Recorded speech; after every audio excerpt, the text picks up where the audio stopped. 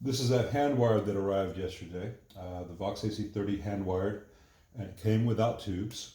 And I previously did this, I'm not sure which order I'll upload them in. I had tested the TBX with the tubes it arrived with, which were all TADs and seemed absolutely fine.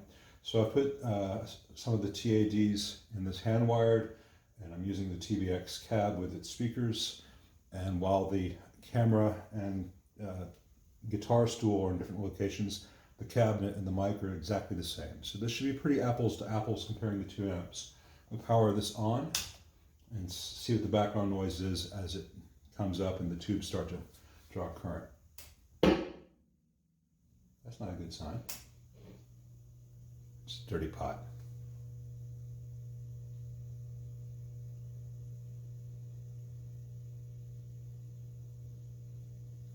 It's got a little bit more background hum than I would expect, given how over-filtered these amps are.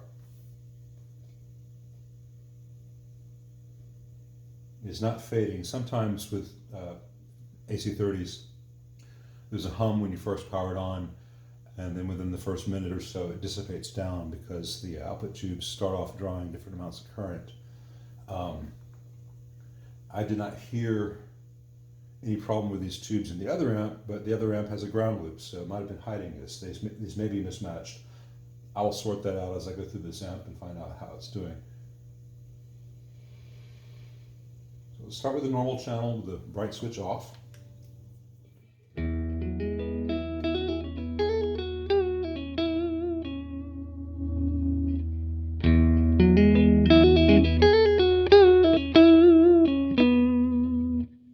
Switch on.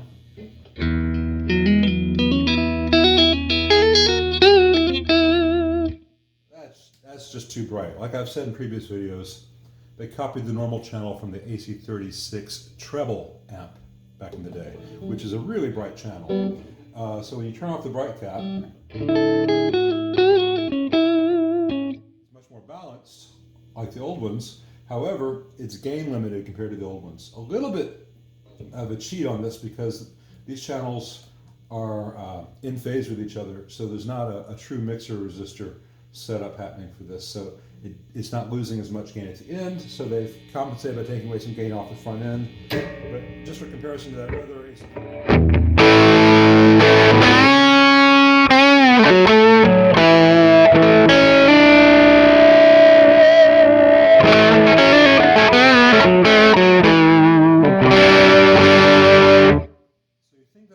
Gain.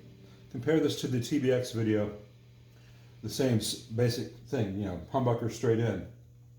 The TBX has more gain. It's because they have a 330K resistor in front of this volume pot, which is, again, copying the AC30 treble normal channel. And I'm going to change this to the AC36 normal channel. I know it gets confusing, but trust me, that's how it really works. Let's check out the top boost channel. I got my tuning slipped a little bit.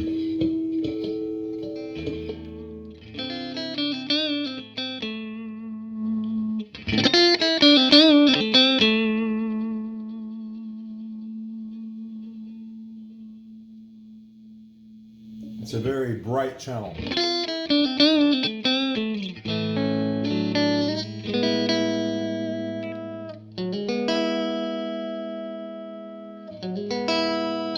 Bright and unforgiving, harsh, and that's, in my opinion, from all the AC30s I've played. And you can compare this to the noisy but otherwise better top boost channel in the TBX stock. This is just really hard sounding. It's a combination of much too much filtering and very cheap ceramic disc caps. The pot tapers aren't great on these little 16 millimeters either.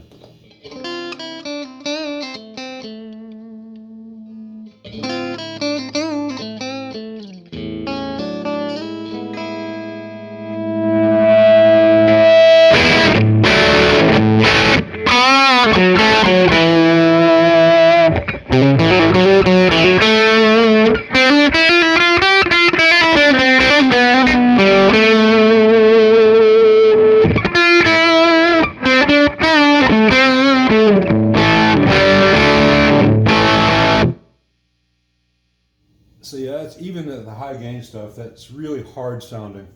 We'll sweeten that up.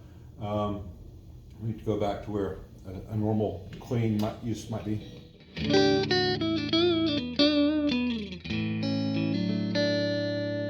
I'm going to show you the stock boost switch on this. I got some pushback on one of my videos yesterday for saying that my boost switch that I added was making the amp something it was not.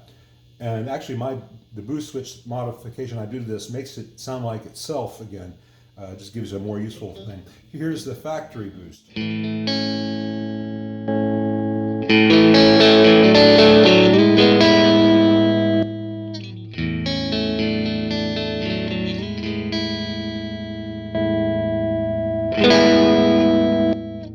find that really a huge jump, very unmusical, tons of mid-range. So my mod to this is not transforming the amp into something it's not. It's just making this existing switch something that might be a musically useful option. Real quick, I've got the master volume bypassed on this. I'm going to engage it, let you hear the level difference hopefully.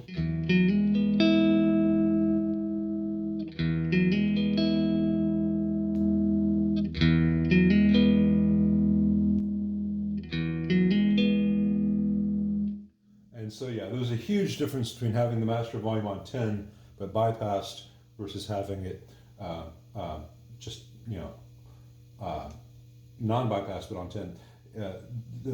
The pot is only 500K and it's just between the output grids, and that's not enough resistance to be transparent when it's on 10.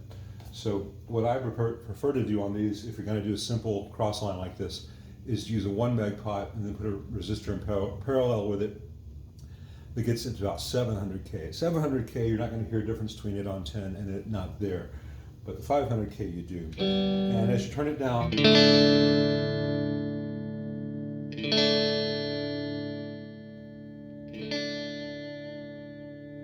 it's okay down about noon.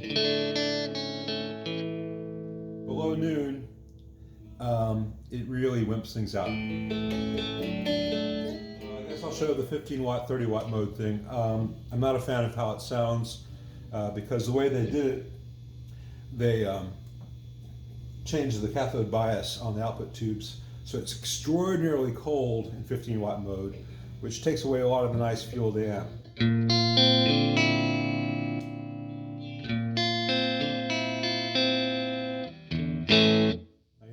Hear a huge difference in the cold bias at these clean settings, but if you try to push the amp a little bit,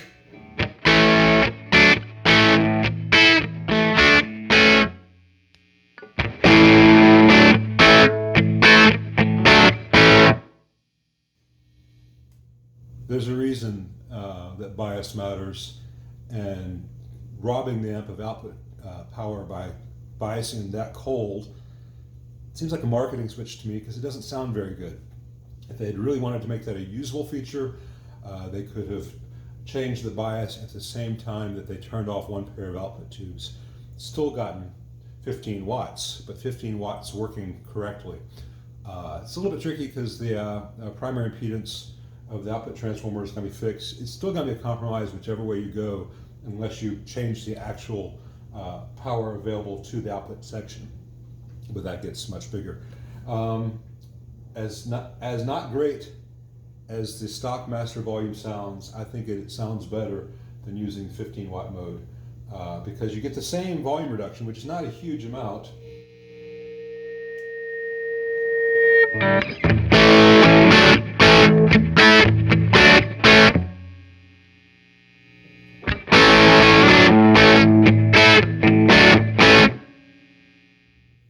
Anyway, so that's the stock AC30 Hand Wired, and it gets tons of Editor's Choice Awards, et cetera, and everyone tells you how great it is. It's really harsh sounding. It's way over-filtered and stiff. The pot tapers aren't great. This particular one's got a background hum that they don't usually have. When I get into it, I'll find out why that's happening. Had a lot of problems with power transformers dying stock on these. The output transformers are As you'll see in my previous videos on this model, the input jacks and their wiring are pretty much crap, and that could be a cause of the hum as well. I'll get into that.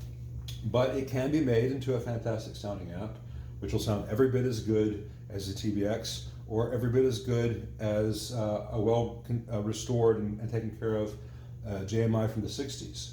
And that's what my goal is. Not just to hang with the TBX, but to hang with a JMI from 1964. So let's see how we do.